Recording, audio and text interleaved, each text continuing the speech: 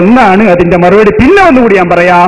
നബി സല്ലല്ലാഹു അലൈഹി വസല്ലമ തങ്ങളെ കള്ളം പറയുന്നവനാണെന്നും ദജ്ജാലാണെന്നും പറയുന്നത് ഞങ്ങളല്ല, അത് മുജാഹിദുകളാണ്. ഇടയ്ക്ക് മൗലവി എന്ന് വരണല്ലോ, നമ്മൾ മാത്രം പണിയെടുത്താ പോരാ, മൗലവിക്ക് ഒരു ചെറിയ പണി കൊടുക്കണല്ലോ. അതുകൊണ്ട് മുജാഹിദുകളുടെ നേതാവായ കെ.വി. അബ്ദുൽ ലത്തീഫ് മൗലവി അയാൾ പറയുന്നു, അള്ളാന്റെ റസൂല് നിങ്ങൾ റസൂലുള്ളാ എന്നല്ല പറയാ, ശരിക്ക് റസൂലുള്ളാ എന്നല്ല നിങ്ങൾ പറയാ. നബിതങ്ങളെ കഥ അറിഞ്ഞ ഏറ്റവും കുരുത്തം കെട്ട ആളാണ് നബിതങ്ങൾ ഞങ്ങൾ പറയാ.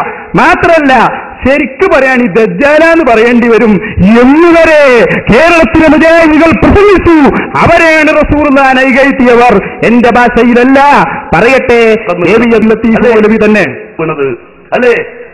പ്രസവിക്കുന്നതിന് 2 മാസം മുമ്പ് തന്നെ ഭൂതലം വിട്ടുപിരിഞ്ഞു പിതാവ് നബിയെ പറ്റി. നമ്മളാണ് എന്ത് പറയും, ചെക്കന്റെ വയറ്റിൽ ഊറിയപ്പോഴേക്കും തങ്ങ തീർച്ചയായി അവിടെ നിന്ന് പറഞ്ഞു.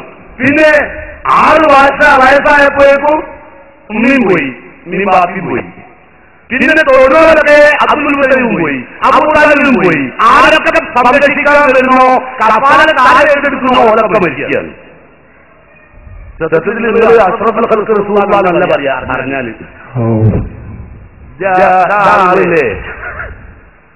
നമ്മൾ ചില കുട്ടികൾ ഉണ്ടായാലും നമ്മൾ പറയും മറ്റേ കമ്പനി ഉണ്ടായതും ഈ വീടുണ്ടായതും ഇവൻ ആ ദജ്ജാലുണ്ടല്ലോ ഉണ്ടായതിനുള്ള പ്രശ്നം മുഴുവൻ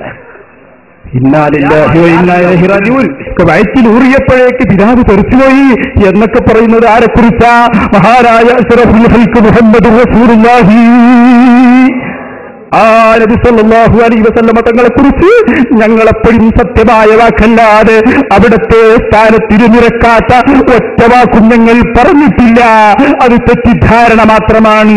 പറഞ്ഞത് മുഴുവനും ഇസ്ലാമിന്റെയും സുന്നത്ത് ജമാഅത്തിന്റെയും ശത്രുക്കളാണ് എന്നാണ് ഓർമ്മപ്പെടുത്താനുള്ളത്.